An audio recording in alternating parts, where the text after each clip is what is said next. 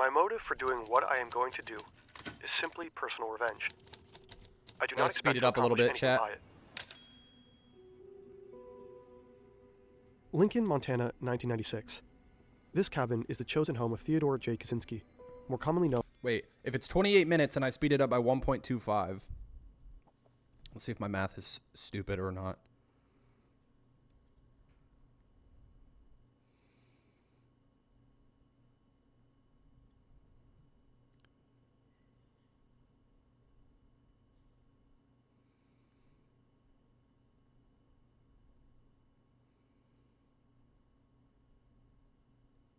So that puts the video at about, what, 21 minutes? 21 and a half minutes? He's long been feared as America's smartest criminal, a serial bomber who's killed and wounded targets across the country with no clear connection.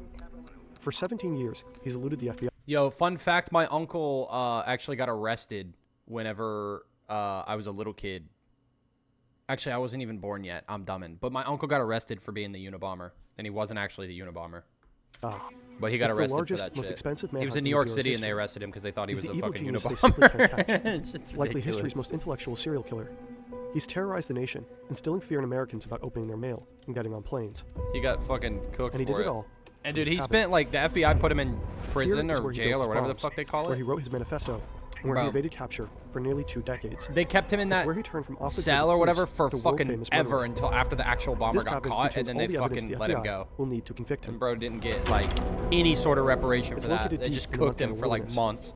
Back in 1969, Ted moved here from California. For no reason. He left behind a shining career as a math professor at UC Berkeley.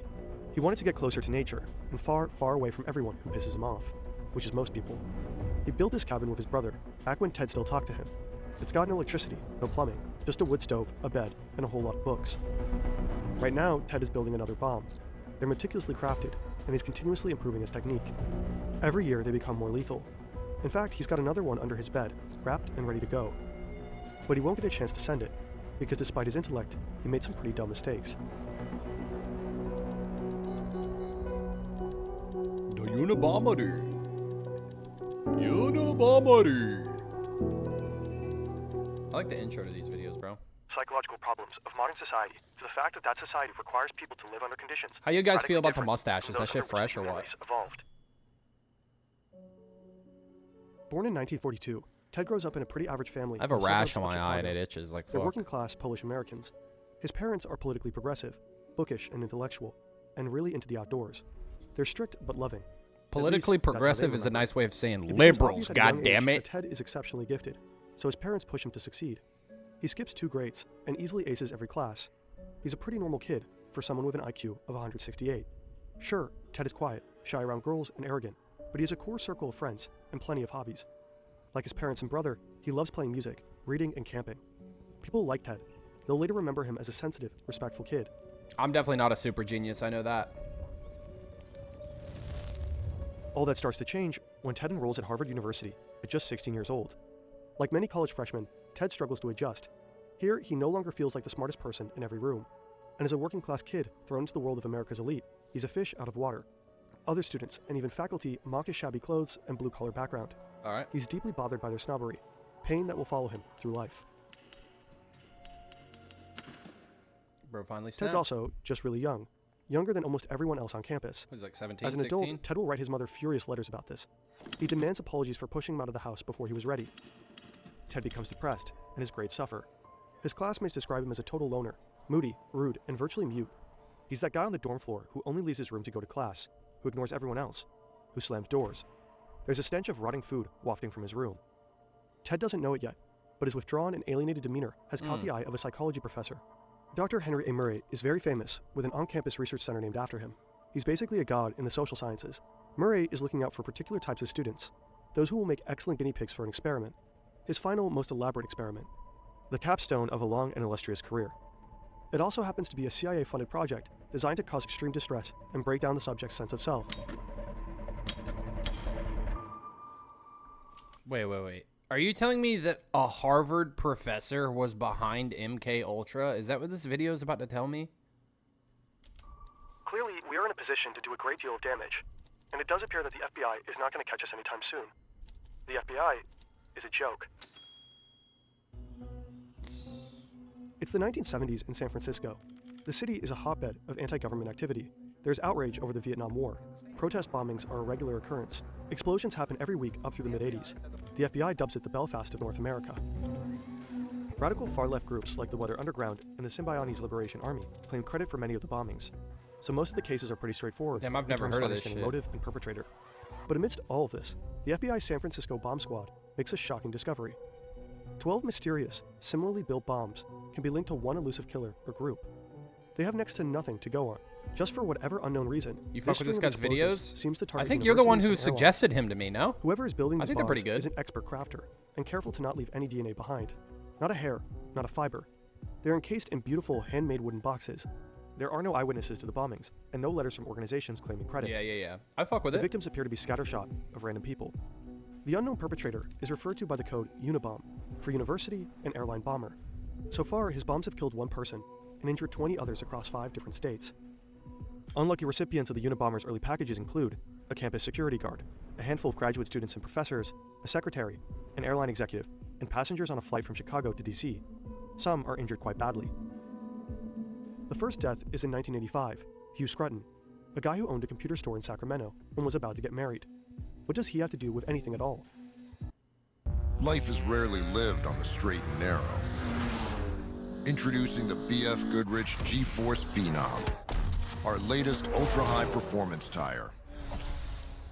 BF Goodrich, what are you building for? Sorry to interrupt, but this is important. Okay, bro. The shooter who murdered my sweet little Daniel. Damn, now I feel like a piece of shit, Far bro. away in his cabin, Ted reads about his death and chuckles to They're himself. just gonna throw the He hears school that the shooter FBI ad at offers me. a $25,000 reward for any information. He's flattered. The Unabomber is making waves. Not Y'all bad never for the made actions of you one never man made in a 10 fucking by 12 comment about foot my shack mustache, with no bro. How do you electricity, you fuck running with it water, or no? phone service. Tell me the truth. Pretty hard to imagine now. These days, connection isn't optional. It's how we get around, check in, look stuff up, call for help, all of it. That's where Saley comes in. With affordable global data in over 200 destinations in 8 regions, Saley is the eSIM provider that keeps you online while abroad. Forget hunting down local SIM cards or a typewriter, and hundreds of books. Scraps from junkyards and jars of chemicals for making his bombs. Binders and binders full of notes. All kinds of disguises for delivering the bombs, like wigs and sunglasses, and shoes with fake soles. God damn, bro. It's My cramped to eye the itch gills, is like but fuck, meticulously bro. organized. At this point, the FBI has 0 promising leads, and by the end of it all, they'll never actually find the perpetrator themselves. The bomber is always several steps ahead of them. They'll pursue thousands of dead ends, spend hundreds of thousands of taxpayer dollars, and pour countless man-hours into this case. They have no idea why he's targeting the people that he is, but the bombs are so precise, so well crafted. There's gotta be a motive, right? In 1987, there's finally a break in the case. The Unabomber plants a package outside a Salt Lake City computer store, and a lady spots him. He's wearing a gray hoodie, sunglasses, and sporting a mustache. The police create a sketch and post it all around the country. The bombings immediately stop, and for 5 years, nobody hears anything from the Unabomber. All kinds of people call in with tips, but the leads go nowhere. The case pretty much goes cold, but the FBI know that it's only a matter of time. 5 before he'll strike years? again. Bro went quiet They're for sure he's 5 using the time years? to perfect his bombs. And they're right. In his cabin, Ted is finessing his technique. The upcoming bombs will be a whole lot more lethal. But, as the world will soon find out, he is also busy writing. He doesn't just want his explosives to do the talking. He's crafting a manifesto, one that claims to explain what the mysterious string of bombings is all about. The technophiles are taking us all on an utterly reckless ride into the unknown. Back at Harvard in 1958, the United States is experiencing huge shifts in culture. The button-up 50s are drawing to a close, and the nation becomes swept up in a space race, the civil rights movement, the sexual revolution, the environmental movement, the explosion of drug Hold up culture, now. What is the and all sexual while, revolution? Why have I never heard of it? the Cold War is escalating. The American military is paranoid young that could have communists been have developed pretty mind good, control drugs and brainwashing but- techniques, and they're eager to catch up. So they're covertly experimenting with ways to manipulate behavior. U.S. intelligence officials are especially interested in developing a perfect truth truck for interrogating enemies, and they believe LSD might be it. But they're also testing a wide range of ways that psychological manipulation could bend the will of anyone to do whatever the U.S. military wants. They've even enlisted help from the Nazi scientists who experimented on Dachau inmates with hallucinogens and interrogation methods. The military illegally smuggles these war criminals over to get their advice on brainwashing, as part of Operation Paperclip. Over the course of at least 11 years, thousands of Americans are subjected to unethical psychological experiments that include sensory deprivation, hallucinogenic drugs dosed without consent, subliminal God. messaging, hypnosis, electroshock therapy, and even ice pick lobotomies. Jesus And that's Christ. just the stuff we know about. Jesus When the Christ, project becomes bro. public knowledge in the 1970s, the CIA director orders most of the records to be destroyed. The program is codenamed MKUltra. Many of the test subjects are vulnerable populations, like prisoners and hospital inmates, but also students. Students are prime subjects for these experiments because of their frequent contact with professors who play a big part in MKUltra. Some of the professors know the role they play. Many don't. During the post-war period, the CIA becomes the largest employer of college professors, and the military is by far the biggest source of funding for psychological research. Is that not like a fucking imagine having a lobotomy? Dude, imagine getting fucking plowed. Yo, what's crazy is that imagine the CIA employs like a vast majority of professors at a point in history. Like, think about all of those professors appointed by the U.S. government that would like influence like incoming generations of people. It's actually insane when you think about that kind of shit. Researchers from by far the biggest source of funding for psychology. The CIA becomes the largest employer of college professors, and the military is by far the biggest source of funding for psychological research. Professors acted as consultants and researchers for military-backed projects. They used their status to encourage their students to participate in experiments, often involving drugs like LSD. Afterwards, they reported back to the government. Harvard becomes heavily involved in Army-sponsored studies. One of the CIA's main men on campus is the superstar psych professor, Henry Murray. Murray is well known for his studies of personality, and since the CIA's beginnings, his theories have influenced how they recruit new agents. What makes someone's work a work Holy of art? crap, bro. Like, I get hit with more ads than I know what to do with, bro. And how they interrogate suspects. When Murray and young Ted Kaczynski cross paths, Murray is at the end of his career, and he recruits Ted for his final, most elaborate experiments. They're meant to assess the effects of stress and harsh interrogation on gifted male students. Murray wants to know, what will it take to break an educated, intelligent man? The setup is simple. Ted and 21 other students are asked to write an essay about their most deep-seated beliefs. Then they're told they'll discuss their beliefs with a fellow undergrad. The experiment aims to compare the effects of stress on college men who seem psychologically healthy and well-adjusted, with students who seem alienated, pessimistic, and lacking in identity. Nice. Ted is most likely recruited for the second group because he's showing signs of depression. Ted's personal essay stands out as the most pessimistic of them all. It suggests that he was already vulnerable before the abusive test began. Bro, is no one He's also the youngest aware of the fact, bro? I guarantee you probably like at least half of Americans are depressed, bro. Maybe more. The students are told this exercise is just to study different personalities. In truth, now the real experiment begins. The essays are handed to lawyers trained in manipulation, who are instructed to attack the values expressed in them. The students endure harsh interrogations in brightly lit rooms. They face calculated personal critiques. I would say designed like to half humiliate of and erode their Americans are sense of self. depressed. All the while, electrodes monitor their stress responses. Later, they have to watch these stressful and humiliating moments on video, over and over again. Oh, brutal. For 3 years. God. As Murray himself describes it, the tests were designed to be abusive. He's had a lifelong fascination with pain and stress, and is known to have a sadistic streak. Plenty of participants will later report the experience to be deeply unpleasant, with lasting trauma. Yeah, no shit, But bro. Ted's Make you watch responses a are the most fucking extreme fucked up in video every for 3 category. years? Murray's team identifies him as the most traumatized of all. I remember telling you guys I couldn't watch a video if Yes, I had fucking ADHD for more than 20 minutes. MKUltra. You can read all about it at CIA.gov. In consequence, many claim the CIA created the Unabomber, but that's an oversimplification. It's not so easy to prove how much effect the experiments had on Ted's turn to terrorism. None of the other students in the experiment are known to have become killers. Some psychologists believe the experiments were stressful enough to create anger problems in Ted, or even aggravate latent schizophrenia. But other psychologists evaluate him as undeniably sane. Ted himself dismissed the idea that the tests were anything resembling psychological torture. He was very invested in being seen as psychologically healthy until the bitter end. He's taken great pains to not be painted as damaged or crazy. He wanted his murders to be understood in the context of his beliefs, not his personal history. If people saw his actions as a result of trauma or madness, it would invalidate his ideas. Ideas that formed his last year at Harvard. Ted becomes increasingly disillusioned with the industrial technological system. He comes to believe that technology is slowly destroying humanity and eroding our freedom. Yo, He's horrified by widespread psychological suffering and how industrial technology has severely damaged the planet. Yeah, it has. He's certain that it'll only get worse the more technology develops. Yep. So anyone who helps advance technology in any way is the enemy. Yep. Scientists, engineers, business people, what Ted calls the technician class. Ted starts having revenge fantasies and becomes obsessed with how society enforces obedience with psychological controls. He daydreams about breaking away from society and living off the grid. Ted graduates Harvard and goes on to get his PhD in math at the University of Michigan. He's quickly establishing himself as a brilliant mathematician and is offered a tenure-track position at UC Berkeley as their youngest professor ever.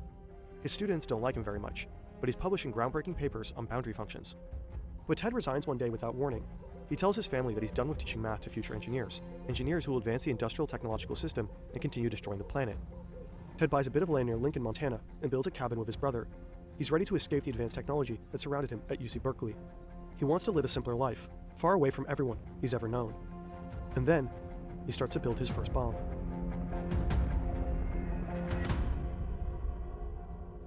Through our bombings, we hope to promote social instability, an industrial society, propagate anti-industrial ideas, and give encouragement to those who hate the industrial system. In 1993, the Unabomber strikes twice after a 6-year hiatus. Two prominent researchers, a computer scientist and a Here's geneticist. kind of the issue with this kind of thing. Like, he goes the route of like taking a huge political stance. Yo, Lofi with the big sub. Let's What go, are baby. we watching? We're watching basically something about the Unabomber. The problem with like the way, so here's the thing. He kills because when you kill people, that gets you the most attention the fastest. So if you have a message, right, and you don't want to go the long route of building an audience and trying to cultivate a crowd and whatever, what's the fastest way you can get attention? It's probably by breaking the biggest law that you can break, which is murder. So you just kill people, right? So his whole agenda was like, I want to protest against the industrial revolution, the technological revolution. Like, I don't think that it's good for the planet, whatever. Like, that was his belief.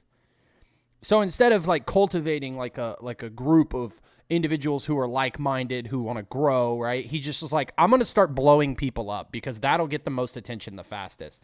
The downside to that is, for one, obviously you're killing innocent people. And for two, that just makes whatever you think in a negative light. So no one's going to actually like think the idea that you had is a good idea, no matter what it is. It could be saving bunny rabbits. People are going to think it's a bad idea because it's killing people. You know what I'm saying? So that, I think, you know, if Homeboy wanted to go about it right, like, you don't take the shotgun route because it fucking sends you into the publicity fast, but they're only going to fucking hate you. Yeah, Ted Kaczynski. Yeah, dude, also I was telling chat earlier, my uncle, we actually call him Crazy Uncle Billy because he was literally like a fucking schizophrenic. He actually got arrested for being the Unabomber. They arrested him in New York City. They thought he was the Unabomber. And then he spent like 6 or 7 months in jail before they found the actual guy, and he just got roasted for it. Received packages the Crazy. size of a VHS tape. The bombs detonate upon opening. I don't even know if he's alive anymore. He might be dead. I have no idea. We never talked to him because Both he's just professors are badly fucking. injured. He just rides a bike around and he wears like camouflage and like fucking. We have no idea what he's doing or what he does with his life. He's like. Shortly after, the New York Times receives a typewritten. He fit the profile too. Like, he was super smart. Like, he has like he has like a crazy high IQ. But my dad just calls him Crazy Uncle Billy because he's fucking nuts, dude. Like, he's unemployed. He fucking is always on some crazy shit. But I don't think he's still even in South Carolina. He might be dead or fucking who knows what he's doing. Letter. It claims credit for the bombs and says the public should expect more to come. In 1994 and 1995, the Unabomber succeeds in killing 2 people with his mail bombs, an advertising executive and a forestry lobbyist. Poor Uncle As Billy. feared, Oh his yeah. explosives have become notably more sophisticated. Bombings are usually accompanied with demands for money or some kind of action. What made the Unabomber so difficult to understand and to find is that his bombs never came with any requests. They seem to be built only to cause fear, injury, and death. Here's how we created our Damn it! step-step. I keep getting hit with these ads, bro. First, the brush. YouTube is Now, not. also for tweaking. YouTube used to be good, bro. When did they decide to Then make you YouTube drag so it into dog design, shit? And done. There was a point in time where YouTube was Drugs and your respectable. body have a toxic relationship. Find a healthier way to unwind at cdc.gov/freemind. 17 years after starting his bombing spree, the Unabomber finally makes his demands known. He writes the New York Times again, announces that he will permanently desist from terrorist activities if they publish a 56-page manifesto. The request kicks off a fierce debate within the FBI and the newspaper, to publish or not to publish. The FBI has a clear policy to not negotiate with terrorists, but they also believe he'll honor his promise and stop killing people. After all, this is what the bombs were seemingly for, to force people to pay attention to his views. Plus, they still lack leads.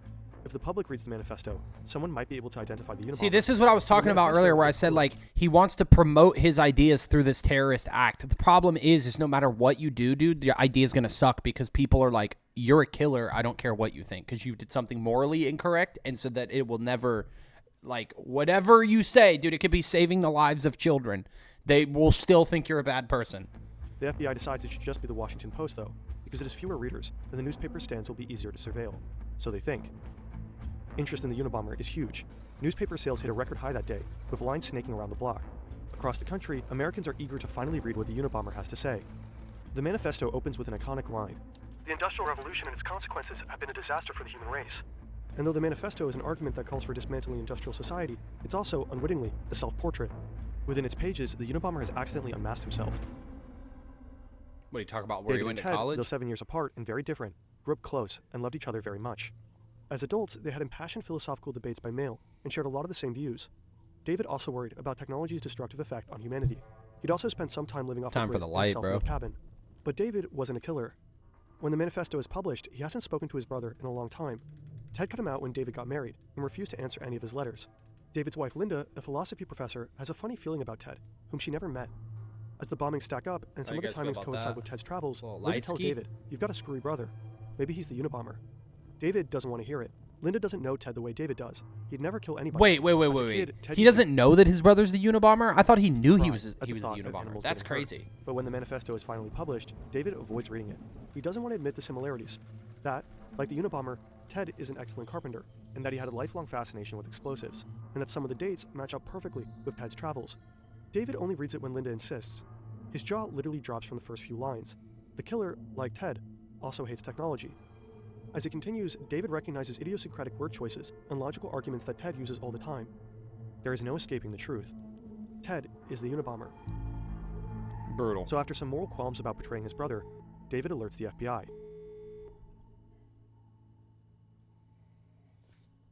Bro, you gonna call the FBI on your own brother?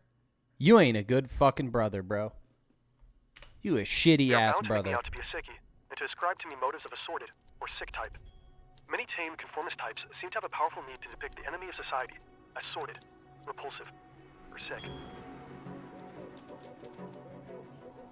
Lincoln, Montana, April 1996.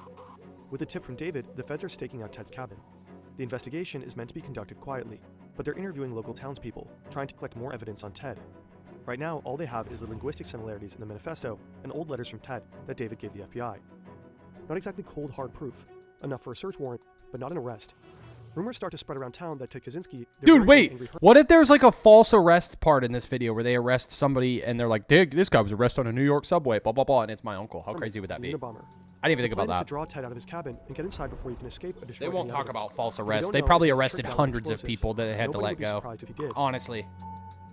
Ted has no idea he's under surveillance, so when someone knocks and says some land surveyors need to talk, he believes them and opens the door. He wasn't expecting visitors. These days, he's busy with a dirty job. He's in the middle of rasping aluminum blocks to make powder for more bombs. He's covered from head to toe in the dust. He's rail thin because the rabbit hunting was scarce this season. Ted's hair is wild and his clothes are literally rotting off of his body. But what does he care? He's not trying to impress anyone, and he can clean up fast if he needs to blend into society. Too bad for Ted. He'll be photographed in the state. Filthy, emaciated. You know what's crazy as fuck? This picture of him looks exactly like my uncle. That's why he got arrested. Dude, he looks, bro, identical. I don't even have to pull a picture up to show you because that is what he looks like. And in severe need of shame. Insane. The image will circulate around the globe and will not help Ted's desire to seem sane. When the feds swoop in, they find 40,000 pages of journals and plans, most written in code. The code is more complex than anything the FBI had ever seen, more convoluted than codes the KGB used during the Cold War. But Ted also left the key to the code in the cabin. Without it, the FBI wouldn't be able to decipher the decades of written confessions that definitively tied Ted to the bombings. They also find a bomb under the bed, ready to be mailed to an aerospace company in Dallas. Now the FBI has all the evidence they need. They lock up the cabin and take Ted to prison. He does not dispute that the journals with the confessions are his. In fact, he wrote them partially so that nobody would try to say he was crazy. Ted's family and his defense team attempt to convince the jury and the world at large that he is mentally ill. They're doing anything they can to avoid the death penalty, which frustrates him. He tries to fire his lawyers and defend himself. He would rather die than allow his lawyers to plead not guilty by reason of insanity. Ted pleads guilty to his crimes and is sentenced to life in prison. Behind bars, he never stops writing. He publishes 2 books and keeps up a lively correspondence with a wide array of journalists. It is kind of fucking nuts that the Unabomber was a part of MK Ultra. Like, how do you... They try to say that, like, there's no distinguished, like, link between the two. They're like, well, because of, like, none of the other people that were in MK Ultra did this. It's like, yeah, but how can you not say that it's a direct correlation to his hate for the country and the way that it was going? Like, you were fucking literally torturing this dude. Admirers.